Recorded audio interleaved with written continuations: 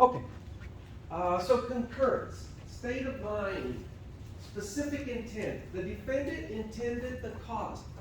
I go to the store with the mindset that I'm going to steal some beer. I'm underage. So I'm gonna go steal some beer.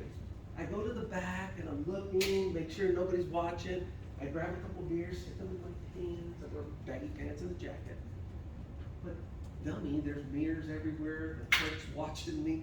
You're gonna get, yeah. Okay, you're gonna get busted.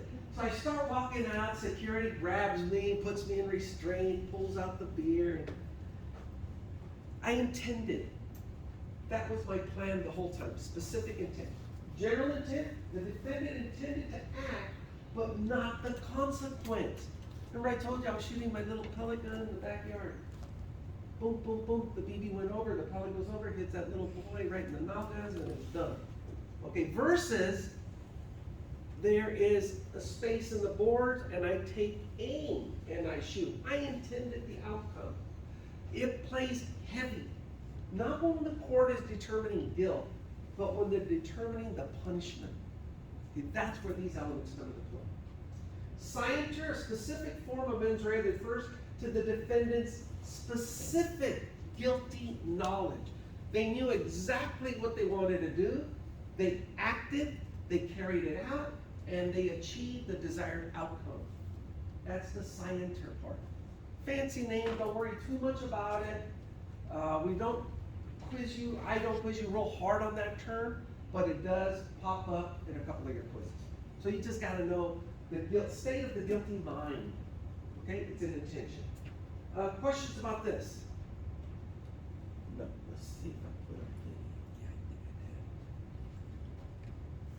think I did. When crimes are defined, they're divided into parts called elements. And fundamentally, there are two parts, the act element and the mental element. Actus reus, which is Latin for guilty act, is about someone's external conduct.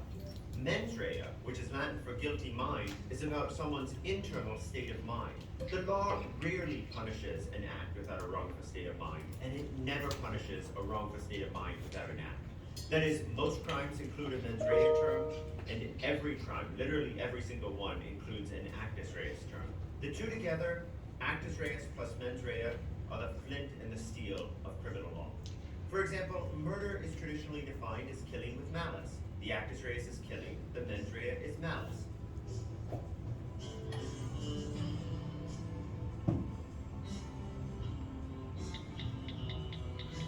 Mens rea goes to the very roots of what criminal law is all about. We don't typically punish, under American law, the person who is driving perfectly responsibly and through no fault of her own kills a pedestrian. Maybe the pedestrian just falls and collapses in front of the car. We don't punish that criminal. We punish the driver who is driving extremely recklessly and runs a pedestrian down, or worse still, the driver who deliberately runs a pedestrian down. Criminal law is about punishing wrongdoing. Acts that cause harm with an innocent state of mind don't merit condemnatory blame.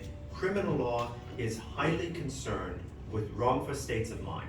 American law is filled with different mens rea terms, each with their own definitional nuances. Yet for all its definitional nuance and complexity, American mens rea law comes down really to two things: intention and gross negligence. Committing a wrongful act, intending the wrongful act, or committing a wrongful act with a level of negligence that shows gross indifference to the rights and welfare of others. Keep those two foundation stones in mind, and you'll be able to navigate the complicated waters of American mens rea law. The key idea with intentional wrongdoing is that you either intended the wrongful conduct, or you intended to bring about the wrongful result.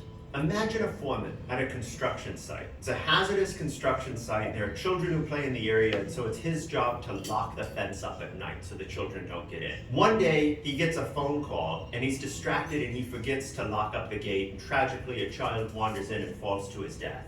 Is that foreman civilly negligent for the child's death? Should he or his company be forced to pay damages to the child's family? Undoubtedly, yes. That's an easy case in tort law.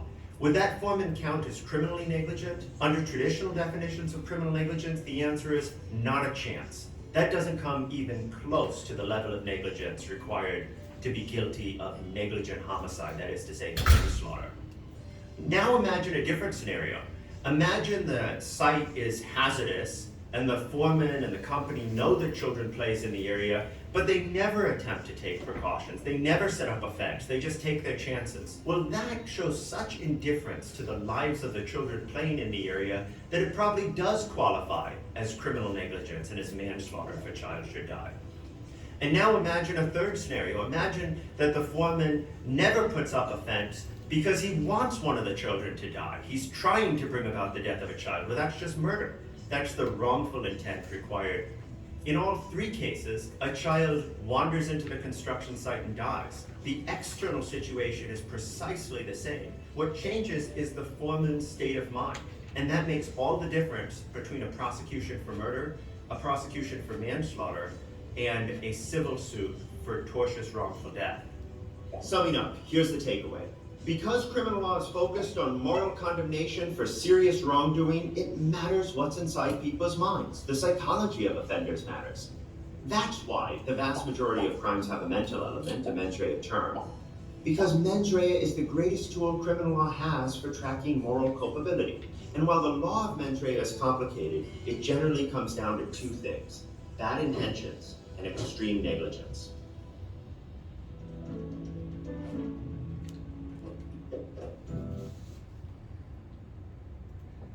Okay, any questions of the difference? Okay, state of mind, gross negligence, moral culpability, good terms to know. All he's doing is describing, distinguishing the state of mind at the time the act was committed. If I did not intend the outcome, that's an accident. Okay? There's no criminal charge pending on something like that. Accidents happen every single day. Sometimes people can lose their lives accidentally, but that doesn't mean somebody is criminally liable. Okay, got to make sure you make that distinction.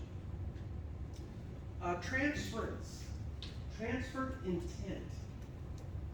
Defendant's specific intent to cause harm to one person transferred to the victim on whom the harm actually falls. To apply the harm that befalls the unintended victim must be similar to the intended harm. Now it can even be more grievous. And the transference cannot increase the defendant's criminal liability. Transference. I'm in my car. My ex-girlfriend's walking down the sidewalk. I can't stand her. Right? Get where I'm going with this? Maybe I had a little puff and I'm driving, ooh, that nasty old, and I want to hit her with the car. But being the snake that she is, she slithers out of the way. That's too specific. I did have something in mind. She slithered away, and I hit this innocent couple, crippling them for life. That's transferred intent. I never intended to hurt those people. I was after the snake. I mean the ex. Okay, you get it. All right. State of mind, transferred intent. I'm still criminally liable, even if I didn't intend the outcome.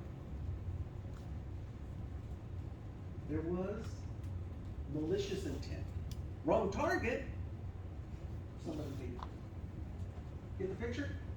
So that's transferred, yeah. Question. Because you're after one person, Mhm. but now you take out two. Mhm. So is your crime gonna be more severe? Depends on the prosecutor. It can be.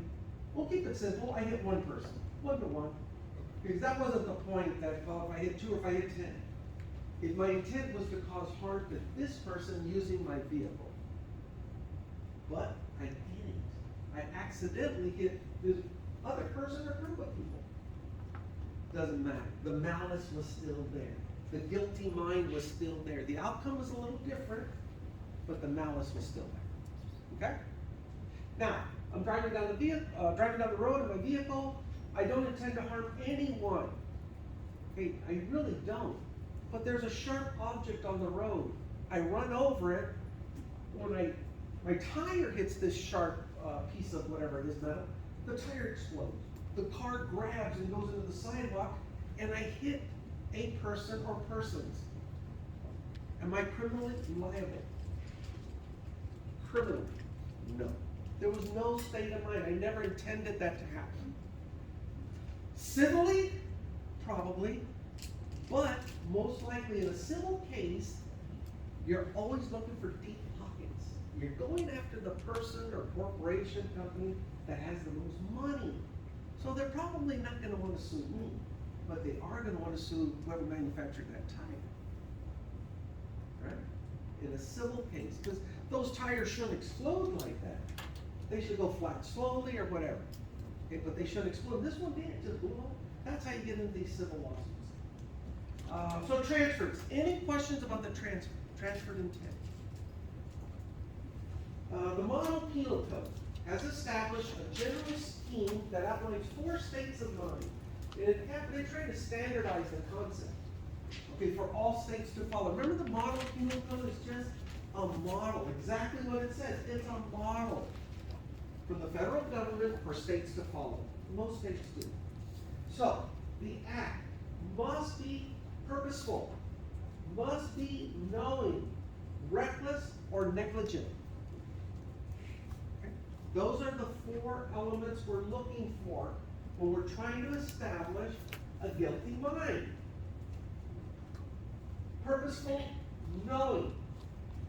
That could be criminal. Okay, we're going to prosecute that in a criminal court. Reckless, most likely that's going to fall under civil. Most likely, not always. And then negligent, almost always, will be a civil case. But these are states of mind that most states will follow when they're prosecuting a person for a criminal offense. It doesn't matter what the offense is. This is what we're looking for, to establish the guilty mind. Purposeful. The MPC equivalent of specific intent. Desired the outcome. I intended to cause harm. I intended to deprive you of your property. I intended to kidnap, to take, to remove a person. The intent. Knowing, action undertaken with awareness that the outcome is practically certain. I knew exactly what I was doing. Remember, when you see that knowing, as a defense attorney, they're going to want to plead insanity. So that's where the insanity plea would fall under. They lacked the mental culpability to form intent, to know what they were doing was wrong. I did a lot of cases with juveniles. Not my favorite, probably my worst. And when you're interviewing a child, 7, 8, 6 years old, first thing you want to do is establish they know right from wrong. That they know what the truth is and what a lie is. You sit them down and you talk to them gently and just ask them, if I tell you my shirt is red, would I be telling you the truth? Because I want to make sure they know what they're about to tell me. And that they can tell the difference between truth and a lie. Okay. So knowing. Reckless behavior that consciously disregards a substantial, unjustifiable risk that will occur. We're driving down the road. This happened in Vegas. I want to say the guy's name was Ruggs, right? The receiver, the Henry Ruggs. Yeah. What an idiot! 100+ miles an hour, right? Ends up killing a dog and a person under the influence. Definitely reckless. Knowing. Does that fall under knowing? Probably. He should have knew that the outcome of recklessness could cause someone harm. But we don't have purposeful. I don't think he ever intended to go out and kill somebody. So the purpose wasn't there. But the other 2 are, and that's where the prosecution will concentrate. Can being under influence of like stuff impact your mens rea? It can, yeah, absolutely. That's where the knowing comes into play. Under the influence, you should have knew. If you ingest a specific type of narcotic, whether it's prescription or illegal, doesn't matter, that you should have been behind the wheel, but you did. You should have known better, so it falls under that. I'm talking about like for other things, like if Such you're as? in that and then it just completely disrupts your state of mind, and like I don't know, you rob a bank, but then you like wake up like blacked out like 10 hours later. Okay. Does that minimize your culpability? Yeah, You think so? or I don't know. Not if you ingested the narcotics intentionally. Right. Now, if somebody did it to you, that's where you get the argument. What's those Mickey's that you see they put in the drinks? Roofies. What are they called? Roofies? That stuff, yeah. So you roofie somebody, and that person gets behind the wheel and causes somebody harm. They didn't even know they were under the influence. So in that case, yeah, you could argue that. But you gotta prove it. That's an affirmative defense. And we're gonna talk about defenses. Now you gotta take the offensive and prove that someone did this to you unknowingly. And if they can find the person that did that, they're the ones that are gonna prosecute. Okay, does that clarify that? Yeah. Anything else? So it's just like deflecting the blame to the original person, I guess? I don't know if deflecting would be the term. I think rightfully placing the blame on the right person. Because if you didn't know that somebody did something to you, and then because of that, you go out and cause someone else harm, is it really your fault? Yeah, that's right. Not really. It's the person who did it to you. Yeah, that's where the fault. Deflect, yeah. Now, if you're doing it knowingly, saying a falsehood that somebody did it to you when you really did it to yourself, then I would say deflected, yeah. But don't do that, don't. So reckless, okay. Negligence, not a state of mind, more like the tort reasonableness standard. You see a lot of negligence in civil cases. Okay, that, they call that tort. When a person fails to perceive a substantial and unjustifiable risk that a result will occur or that the circumstance exists. Like the construction site where the video, the guy was saying the foreman didn't even put up a fence. And a child walked into the construction site and died. Okay, they should have known better. The risk must be of such nature and degree that the failure to perceive it constitutes gross deviation from the standard of care that a reasonable person would observe the situation. You're gonna see that term a lot, reasonable person. The reasonableness standard. It's founded in Supreme Court case law. There's case law that came down that establishes reasonableness. It's a fictitious person out here in limbo that if they were to see a specific circumstance, they would think, you should have known better. Or that maybe this person didn't know better.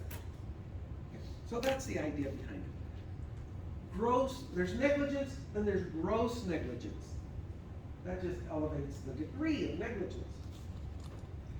Car manufacturers owe you, us, a duty to provide you with a safe operating vehicle. Think about that. It must be safe to operate. True? Yes?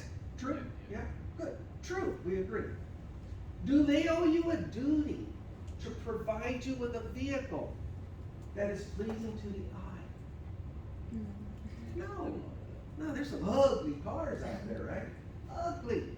But they're still safe because they don't have that responsibility. It's not a duty. So you gotta understand the difference. Now let's go back. In that duty to provide you with a safe operating vehicle, you go in and you finance or buy this vehicle. One that comes to mind, and I like Ford, but it's a Bronco 2. And I'm driving this brand new Bronco 2 and enjoying my day. When a cat cuts in front of me and I turn the wheel to avoid it, next thing I find myself tumbling down the road. And that's what happened. The wheelbases were too short. That's negligence, because they test these vehicles before they mass produce them and sell them. They knew, and it was proven in court, that that vehicle had a tendency to roll. But it was cheaper to pay off the lawsuits than to rekey or redo the entire assembly lines. That elevated from regular negligence to gross negligence. Knowing something might cause someone harm or even death, is one thing. But knowing and not caring, that elevated it. You see the difference? Questions on negligence? We're gonna talk about this a little more. Quick question. Yeah. So, say like sticking with the example you gave, what if they had the person that purchased the vehicle like a form saying, oh, by the way, this car may blow up or it may roll, Yeah. and they decided they would be covered in that case? You would think so, right? They wouldn't? It's called legalese language. Anybody ever heard that one? Yeah, legalese. How many of you actually read your contracts? Right? How many of you bought your own cell phones? And you see, yeah, did you see all that? Yeah. Okay, just initial here, sign here. It's a phone. Why are they doing that? Because they're trying to pass on this liability issue. Because maybe the phones have blown up. They've overheated, they've caused injury. Well, just sign here saying that you know this, that we told you, they never do it. And you're waiving it. Same thing with the vehicle. Just sign here. My goodness, it's almost a book now to buy a vehicle. Just sign off here. But when it gets to court, the burden of proof, remember that term, burden of proof, isn't on you to have to say, well, I didn't know it was there. It's on the manufacturer to prove that they made the customer aware. So what did you do to make this customer aware that your vehicle had a tendency to roll? Well, I haven't signed these papers. That's all they're gonna say. And then I love it when the court says, well, have you actually read this contract? Well, no, but our legal department, can you please read this for the court? If I'm the defense attorney, can you please read this for the court? And watch the jury. Give them 5 minutes, their eyes start to droop. They're gonna get heavy. In 10 minutes, they're out. All you're proving is nobody reads these damn contracts. It is incumbent on the manufacturer to make the consumer aware. Now, you're going and buy that vehicle, and the salesman tells you, well, this vehicle will roll if you do this. Are you still gonna buy it? Maybe. Depends on the budget. Depends on your budget. Maybe they give you a hell of a deal. Now, if the salesman, the dealer can say, we told this person it had a tendency to roll. We showed them a video of what happens when this vehicle rolls. Shame on you. And you went ahead and bought it anyway. In court, guys, my goodness, anything can happen on these cases. You just don't know how the judge is gonna rule, how the jury's gonna view it, who they tend to believe. Maybe they find this person more credible than this person. Just never know. It's always a roll of the dice. Okay, any other questions? Okay, mens rea. It's important to note, mens rea, even in the sense of intent, it's not the same thing as motive. Thank God that should know. Motive. What is motive? Anybody? What is it? Your intent? Okay. There's a little bit more to it. Actually. Like, why are you doing it? Okay, the why. Okay, the why. A love triangle. Think of that. We'll say it's one girl entertaining 2 prospects, but keeping them separate. She's leading separate lives. The one prospect finds out about the other. They're not too happy. So they're going to do something about it. They come in, they confront the girlfriend and the cheap, lying, no good, so good. The argument gets heated. One thing leads to another, somebody gets hurt. Maybe an act of battery is what we're charging. Boom, boom, boom, boom. Somebody got beaten to submission. Nobody died, but there was a good beating. We have battery. In the court, do we really care why? Think about it. A criminal act. I came to this person and I punched him. No. All we care about is the guilty act. The motive, the intent matters. Did I intend to strike them? Yeah.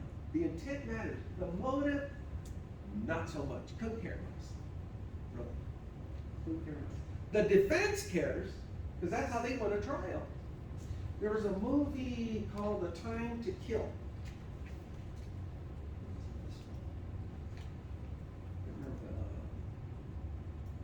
A lot of good actors. Time to Kill. John Grisham novel. Time to Kill. A working gentleman in a lumber company gets a call that his daughter, who's about 13, 14, was kidnapped, raped, beaten, and left for dead. This is a black family, left for dead, in southern state, we'll say Georgia. The police take control of the suspects because they knew who was involved. There was two identities. The father acts to defend his child.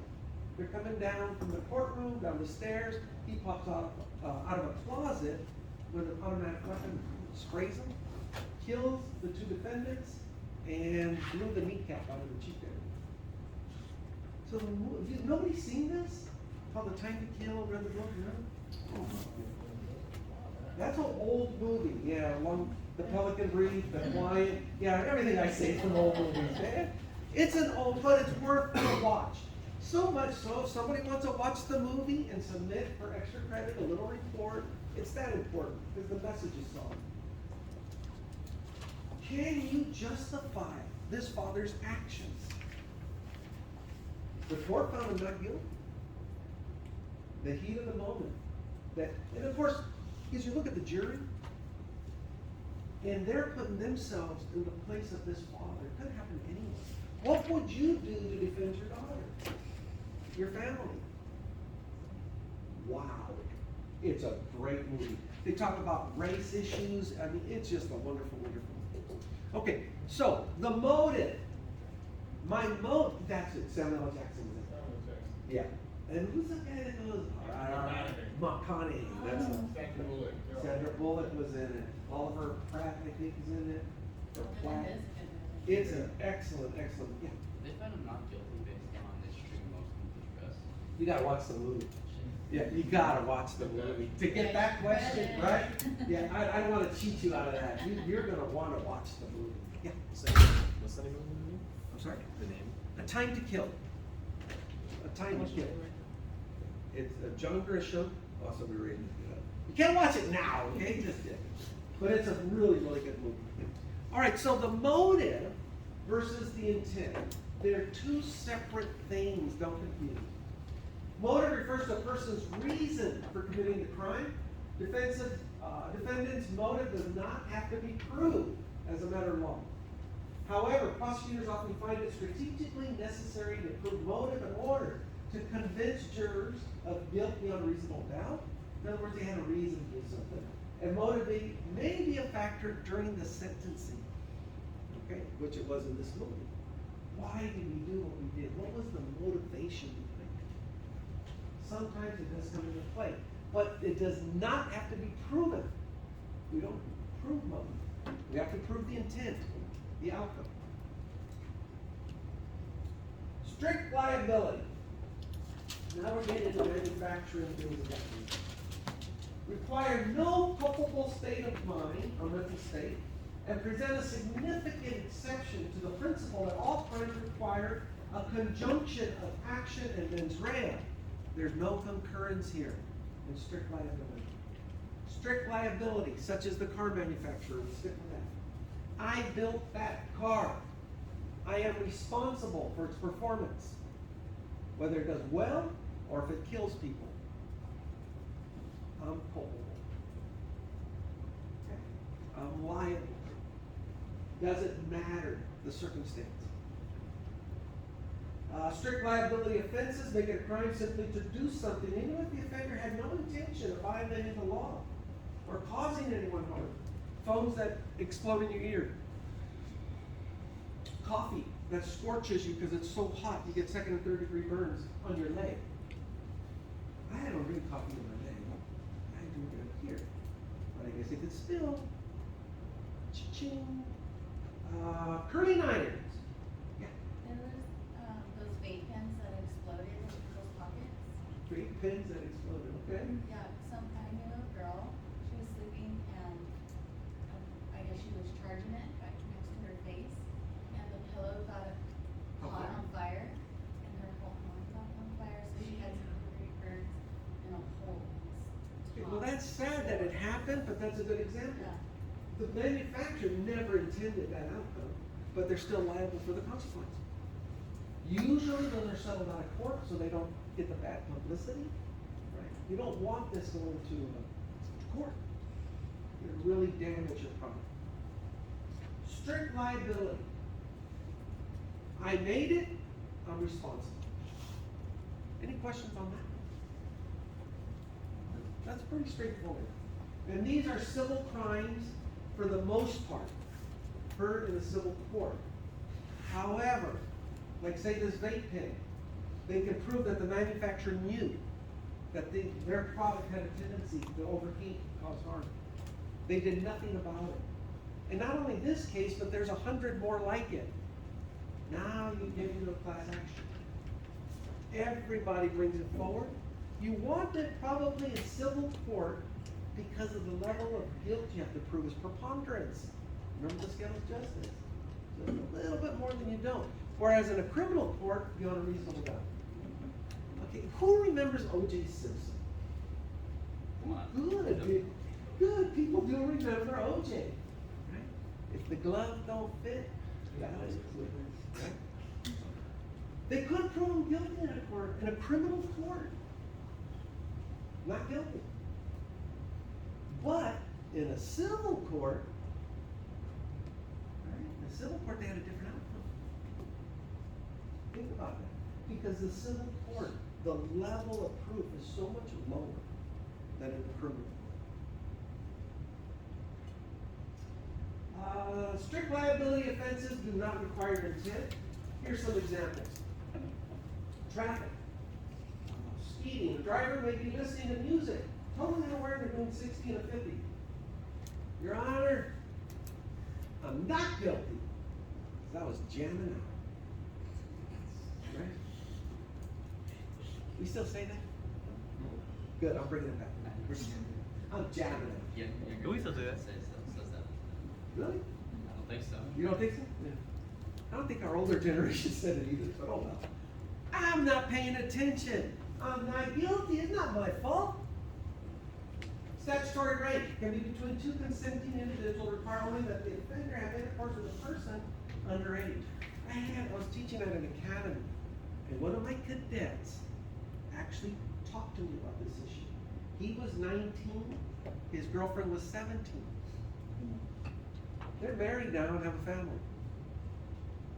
But he was charged. The charges were dismissed because both families knew that this was real and they were going to go on and get married. So they ended up dropping the case. But the allegation was still there and it's in the records. He has to have that expunged. And that's what I told him to do. But in the meanwhile, he has to say what happened. Write it all out. It's up to the hiring authority what they want to do with it. But statutory rape can get people in trouble. Some experts maintain that strict liability offenses can never be true crimes because they have no mental state, no mental culpability. There was no intent. So how could it be a criminal crime? Most strict liability offenses are violations of regulatory statutes, such as the traffic, health and safety. You do something you know dang well you're not supposed to do, trespassing to them. Just I like UFOs. Okay. You're a true believer. I've been abducted. Not that far. I just like to think about it. And you think of that. You trespass. There was a special about Area 51. And these people were protesting and they were trying to get 1 million. It was a good special. They want to get 1 million protesters there. They're going to storm Area 51 and prove that there was aliens in Area 51. It fell. Thank goodness, because people would have got hurt. Military took it serious.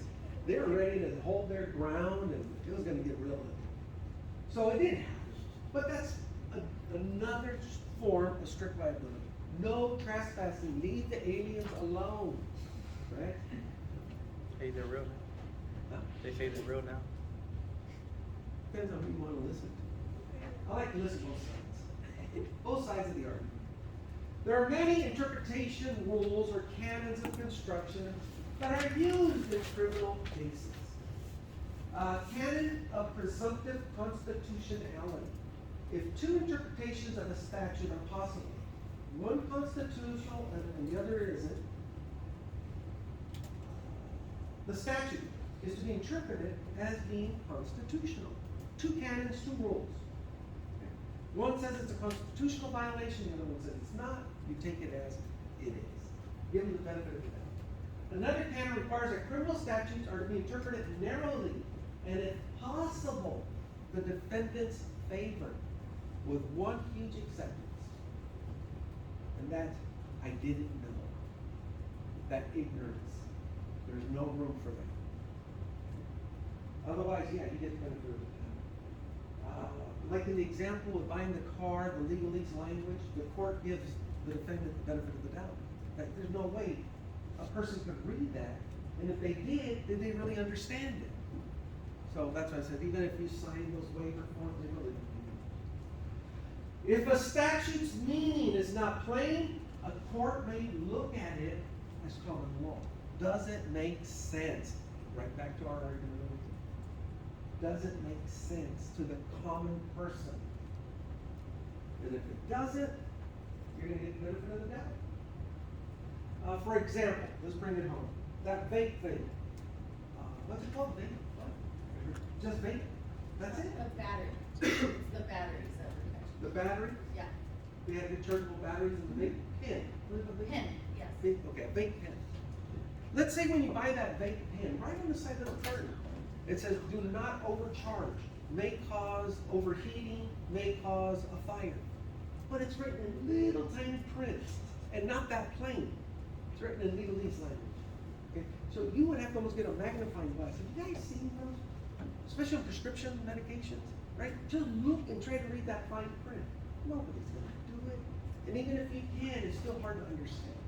That's a perfect example of where the court's gonna say, a consumer is really not going to read all of that. And if they did, they probably didn't understand it. Okay? I love sports. Football, coming right around the corner, can't wait. But unfortunately, when there's sports involved, there's gambling. Right? These dang commercials, MGM Bet is the one I'm speaking of specifically. MGM Bet, place your bets now. You could do this, you could do this, guaranteed to win. $200, a funny comedian was saying last year. $200 when you place that first bet. Then right underneath, in big bold letters, if you have a gambling problem, call 1-800-DON'T GAMBLE or something, right? Have you guys seen that commercial? Yes. Okay. Why do you think they have to have that disclosure down there? Preventing lawsuits. Legal reasons, previous cases, yeah. Somebody sued them. Said, well, I didn't know I could have a gambling problem. Come on. Okay, but that's what led to that. Insanity, fine. Insanity. Your Honor, I was crazy. I didn't know what I was doing. I have a whole story for you about this insanity. This- Just happened. Okay. So my husband's father works at the post office in Poway. They're all crazy at the post office. Go Well, ahead. this is a new meaning to post. The guy was talking to the trucks prior, so they knew he was crazy. On Friday, he came in with a knife and he stabbed one of the supervisors in the supervisor bay in the face. And this is an employee? And then my husband's dad got in the way, he pushed him off, he got stabbed in the Achilles ankle. Wow.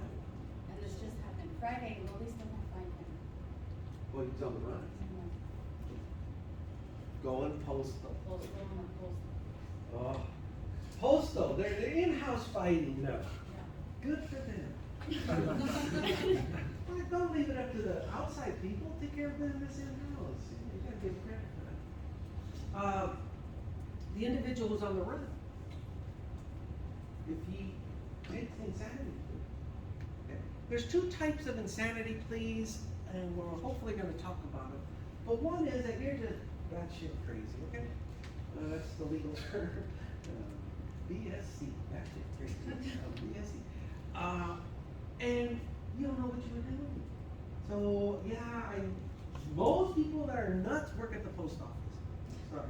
But that's where they go. So now they're cleaning house, one takes a weapon in and stabs a couple of other employees. They finally catch them. You watch, I could see this one going, I plead the insanity. This has been going on, they have to prove, but you don't get away with the crime. Okay, only in Hollywood does that work. Okay, you're crazy, let them go. No. Okay, they send them to a mental institution for treatment and evaluation. Once they're found that they're in a state of mind where they know what they're doing, bring them back to court and have them stand trial. That's usually the way that works. Okay, so I didn't know what I was doing at the time I committed the act. That's one form of insanity. The other is, I'm insane now and I can't participate in my trial. So I stay in the holding tank until I am mentally able to participate in a trial. Because you have to know what's going on around you to stand trial. You cannot prosecute, and it's a good thing. You can't prosecute someone who's mentally ill. I wouldn't want to do that. But it does happen, unfortunately. Okay, so the insanity plea comes into play here. The insanity defense is a mens rea defense. The state of mind. I didn't know what I was doing was wrong. Insanity as mens rea defense refers to the defendant's state of mind at the time the act occurred. And I think this one might be called the monotony rule. Okay, we'll get into the two different ones. I can't remember the other ones, but monotony's the famous one. Didn't know what I was doing at the time the criminal act occurred. You see this plea a lot in heat of passion crimes. Remember the love triangle? I didn't know what was happening. I came home from work. I caught my wife with the mailman and the milkman. We used to have milkmans back in the day. Okay? These actually kind of okay, so you come home, you find your wife or partner, whatever the case may be, doing things they should be doing. Like you walk in on them. You say, oh my God. And then the other person stands up and you guys engage in a fight. One thing leads to another. Trips, falls, cracks her head on a brick and dies. Did I intend that to happen? No. Absolutely not. I could argue, Your Honor, I was temporarily insane when this happened. I lost my mind. Jurors, put yourself in my place. We were married for 10 years. 2 dogs that we care for and love. No kids, 2 dogs. And I come home and find this. I didn't know what I was doing during my life. And maybe it's true. Okay, maybe it's true. So that's what they're talking about when we're talking about insanity. At least in the scenario I did. There's others. Let's see what this guy has to say.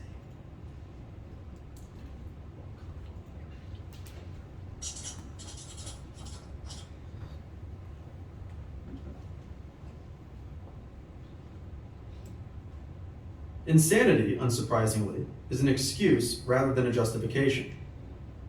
The criminal act of an insane person is not morally acceptable or a net gain to society. But we tend not to punish the insane because being insane means that one acts without the ability to rationally control one's behavior, and therefore also without the ability to be deterred so long as the condition of insanity persists. The common law doctrine of insanity is derived from a 19th century English case involving a man named Daniel Macnaghten who attempted to kill the British Prime Minister. After Macnaghten was found not guilty by reason of insanity, the House of Lords clarified the insanity defense. They asserted that a person charged with a crime was presumed to be sane unless, at the time of the committing of the act, the party accused was laboring under such a defect of reason, from a disease of the mind, as not to know the nature and quality of the act he was doing, or if he did know it, that he did not know he was doing what was wrong. Okay. Makes perfect sense, right? At the time, guilty. At the time, the person didn't know what they were doing was wrong. They totally lost their minds. Questions about the insanity? There's statistics out there, and I'm going to generalize them because it's something like, say you got 1,000 cases, and out of 1,000, one, you got to go to 1 million cases. Out of 1 million, maybe 100 might use the insanity plea, and out of 100, maybe one will be successful. That's how uncommon it is. But if you watch the movie A Time to Kill, you get to learn all about the incentive. Concurrence, we know what concurrence is now. It's the coming together of the mens rea and the actus rea. Concurrence of an unlawful act in a culpable mental state provides the third fundamental aspect of a crime for those crimes that require the mens rea.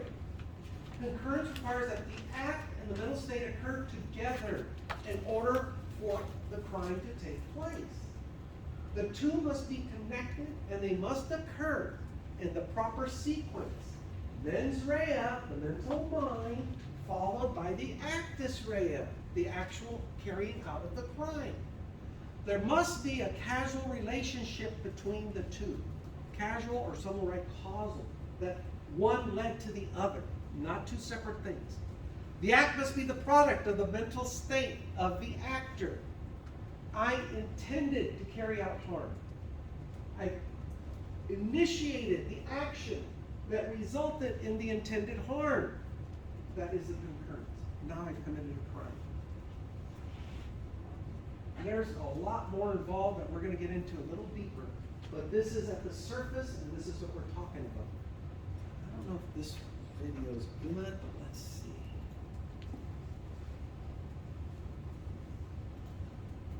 So let's talk about concurrence. Concurrence of act and intent, actus reus and mens rea. There has to be a concurrence. The two things have to happen at the same time for criminal liability to exist. So the example I like to give of this is, let's say that I want to kill someone, all right? And I get my gun and I put it in my pocket or my holster or something. I get in a car and I'm driving over to the person's house to kill him. On the way, I'm not really paying attention, and lo and behold, he's not paying attention either. He comes walking out into the street, and I run him over and kill him with my car. Okay? We have actus reus, the act of causing a harm that's prohibited by statute. So, and we have mens rea, a culpable mental state, the criminal intent. I wanted to kill him, and I did kill him. But I'm still not guilty of first-degree murder. Okay? Why not? Because there's no concurrence. My act and my mental state did not happen at the same time. I was planning to go over and shoot him. I never did do that. What happened on the way was an accident. And so, while I had the actus reus, and while I had the mens rea, there was no concurrence, so that would be a defense if I were to be charged with his murder. Okay, good. They do a good job. There are several methods. Do you understand where he's referring to? He had the guilty state of mind. He had the guilty act, the driving over, the intent. He was going to go kill someone using a handgun. But en route, he ends up killing someone with his vehicle. That was not the desired outcome, the intent. So even though he did have the guilty mind and the guilty act, there was no concurrence because he never meant harm to that person. There's another video, I don't have it today, but it does a good job of talking about this individual who commits several criminal acts throughout the example. But there's some that are accidental, some that were intentional, and some that were transferred. So it covers everything in one video. If I can find it, I'll show it to you. So with that example given in the video, would transference be able to take effect? No, because he wasn't, unless the intended target was like next to this guy, like I said in the example, and he was going to hit him with his car. Okay, so it's only for other people. Exactly. Okay. Yeah, but no, not in that case. Good, you're thinking about it. Can you get back one slide? You got a question on this one? I was just thinking of it. Oh, it's on Canvas. Okay. Yeah, everything I'm using in here, you have copies of in Canvas. And then later this afternoon, this presentation will be published in Canvas. So if you don't want to hear now, you want to shut off, take a nap, that's okay. You can still watch it later. I don't know why you would want to do that. Okay. Element element analysis. Let's take a look. Crimes have elements, each which must be proven beyond a reasonable doubt at trial before a defendant can be convicted. You have to prove each individual element of that crime. The MPC recognizes that there may be more than one mens rea element, and that's okay. We only have to prove one. Okay? More than one mens rea element. Maybe your intent was to cause harm to multiple people, but you only really harmed one. That's okay.